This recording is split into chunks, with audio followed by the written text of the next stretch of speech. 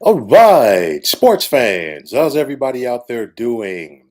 William Martin coming at you one more time here on YouTube with another edition of the 300 Pounds of Sports Knowledge Podcast. Just when it appeared that the New York Jets were primed to make a run at winning the Super Bowl while also shedding their on field futility that has been their claim to fame for more than 50 years, it appears that they are right back at square one. There was a ton of excitement for the Jets when they took the field last night at MetLife Stadium, but it quickly turned to despair. On the Jets' opening offensive drive of the season, veteran quarterback Aaron Rodgers, who was acquired from the Green Bay Packers over the offseason, was tackled by Buffalo Bills linebacker Leonard Floyd as he attempted to fight out of the tackle. And in doing so, Rodgers tore his Achilles. Now, a quiet fell over MetLife Stadium, which just moments before that sounded like the venue was hosting a Super Bowl. But very quickly, the deafening sound made way for silence. The Jets were still able to pull off the win over the Bills last night, but the damage had been done as Rodgers was the missing ingredient to make the Jets a championship team. And unfortunately, this team is going to have to soldier on without him. This offseason, we saw the Jets being featured on HBO's Hard Knocks, but it's really the hard knock life for being a fan of the Jets. I mean, there's so many things that you could think of that would bring frustration to Jet fans. You think back to the 1981 wild card game, which they lost at home to the Buffalo Bills. The game started with Bruce Harper fumbling the opening kickoff and it being returned for a touchdown. Buffalo jumped out to the big lead, only for the Jets to come back and have a chance to win at the end of the game before Richard Todd threw an interception. The 1982 AFC Championship game, where the Jets were rolling when they took the field to take on the Miami Dolphins, but it rained the night before at the Orange Bowl. Don Shula decided not to put the tarp on the field. It slowed down the Jets. And of course, uh, Jet fans are always going to remember Richard Todd for throwing those interceptions to none other than AJ Dewey.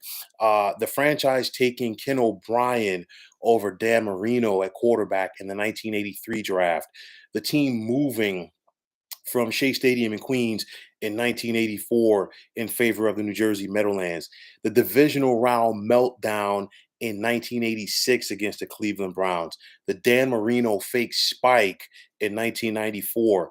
Having a 10-0 lead over the Denver Broncos in the 1998 AFC Championship game, only to go on and lose that contest 23-10. And in the first game of the following season, losing quarterback Vinny Testaverde for the season with an Achilles injury. The 2004 playoffs against the Pittsburgh Steelers, where kicker Doug Bryan missed multiple opportunities to send the Jets to the AFC Championship game for a date rather with the rival New England Patriots, making the AFC Championship game in both 2009 and 2010, but falling short of the Super Bowl each time and not making the postseason since then, which is still the longest current active streak of postseason futility in the NFL. The butt fumble. And honestly, I'm just going down a list of things. I could just keep going on and on and on about things that would definitely frustrate diehard Jet fans. But this team, the 2023 Jets, this was going to be the team that was going to right all of those wrongs as Rodgers, for the first time in a long time, gave the Jets a legitimate presence on offense, a legitimate presence at quarterback. And of course, we know the Jets already had a championship caliber defense in place.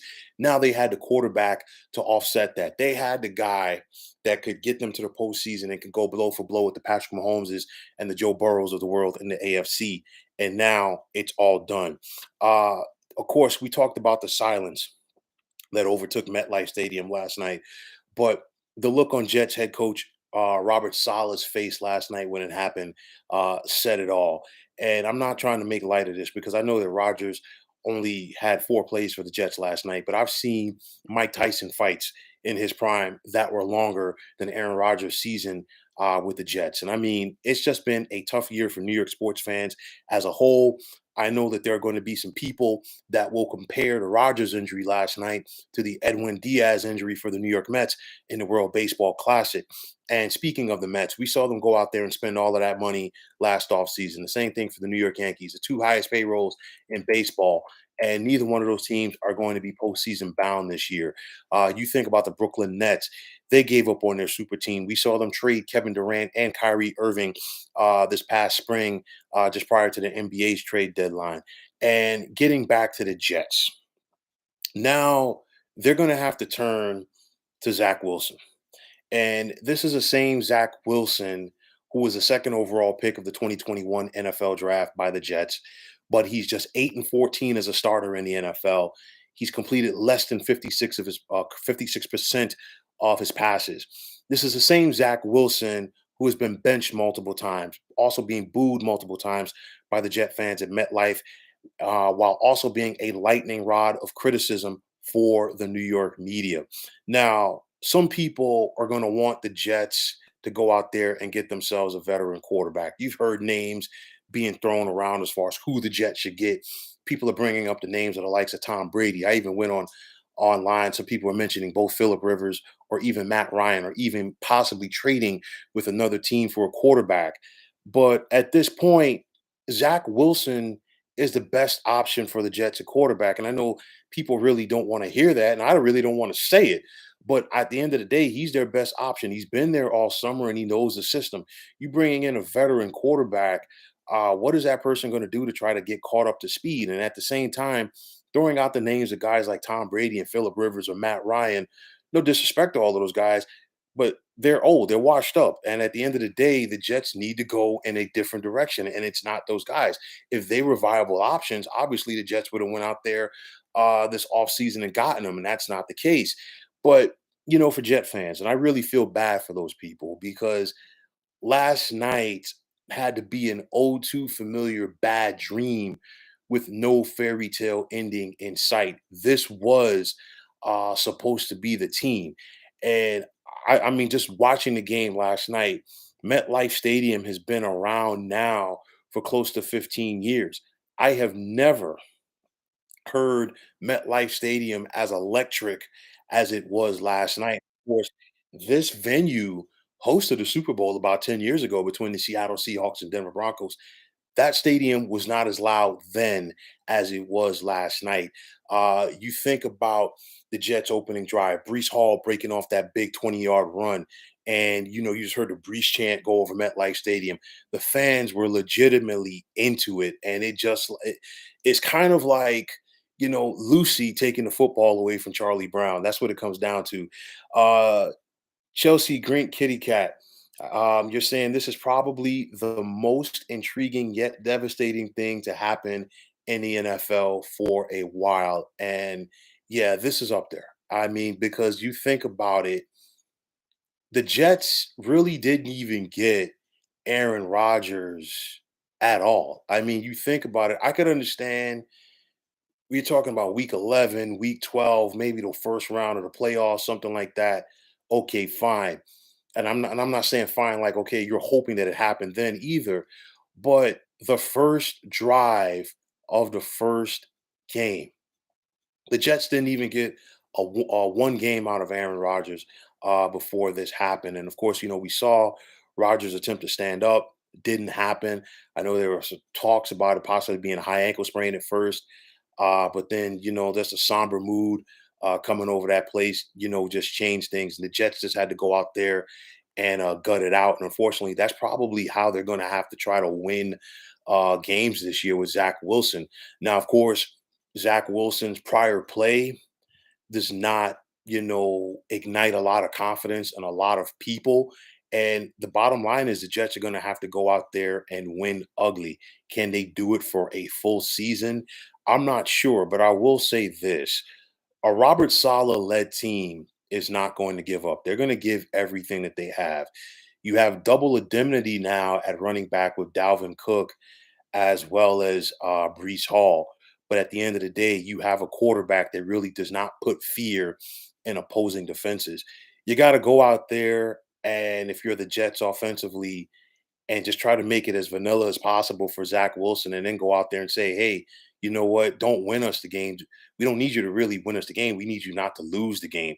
That's the big thing. But then your defense has to go out there and play lights out. And that's going to be a tough ask for them to do for 16 more games here in the regular season.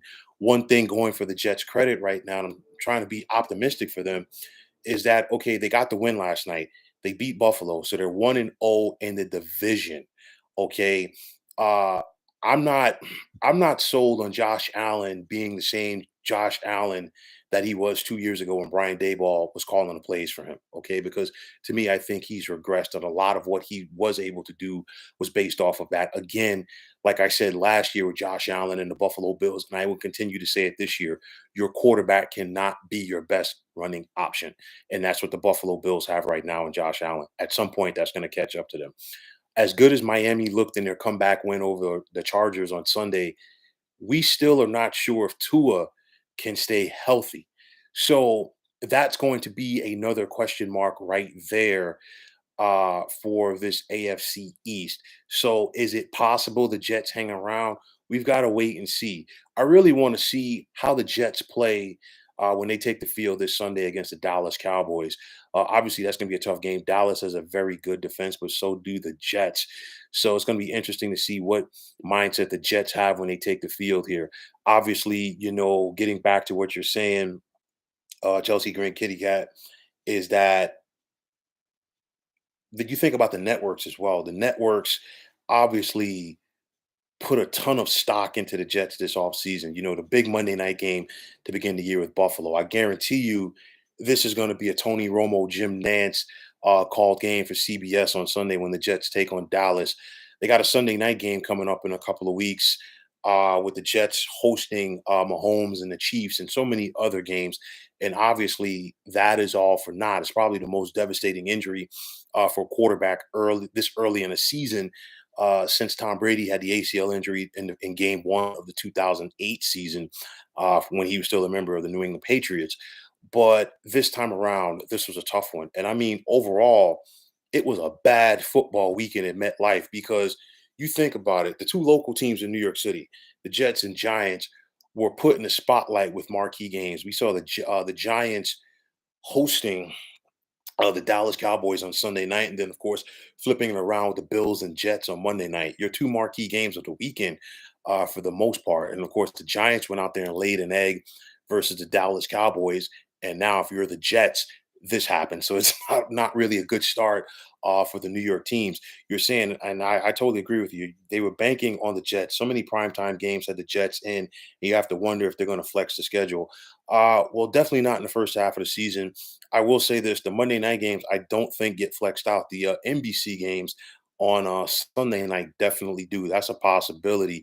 They're not going to do it this early in the season because I think that that Chiefs Jets game is coming up in a couple of weeks. So we'll see what happens from there. But at the end of the day, this was still a bitter pill to swallow. You look at it right now for the New York Jets; they've got to try to find a way to keep this together, and that's going to be easier said than done. They got to come through like a band of brothers. They got to go out there. I know Dick Vermeil said this nearly 25 years ago when Green went down with the injury for the St. Louis Rams, that we're going to rally around Kurt Warner. The Jets have to find a way to rally around Zach Wilson, and I'm not trying to sound like a Debbie Downer, but Zach Wilson ain't no Kurt Warner. It's one of those situations here. This is as tough as it probably can get. I mean, you just think back to that stadium last night. That place was electric. People were actually multiple people, myself included, were out there picking the Jets, to make it and possibly even win the Super Bowl. And it's been a long time since you've heard anybody mention winning the Super Bowl and the New York Jets in the same sentence. This was an opportunity, like I said, for them to right all of those wrongs that have plagued this franchise for so long. And some people definitely uh, think that this team may be snake bitten. I don't know, but I don't know how the Jets recover from this. They have to find a way. But I'll tell you like this: them winning last night was definitely a step in the right direction, and that's a credit to the coaching. That showed a lot of pride and that showed a lot of character because this team went out there and gutted out a win. Like I said, it's going to be easier said than done, but they're going to have to now find a way to gut it out for the rest of the season. Tough loss for the Jets from the injury standpoint. The Rodgers, the expectations were so high. Like I said, they still got 16 games. Let's see how they bounce back from this, and let's see what they can do for themselves in the regular season. This definitely changes things in the AFC. This probably going to make the conference a little bit more wide open as far as that playoff race.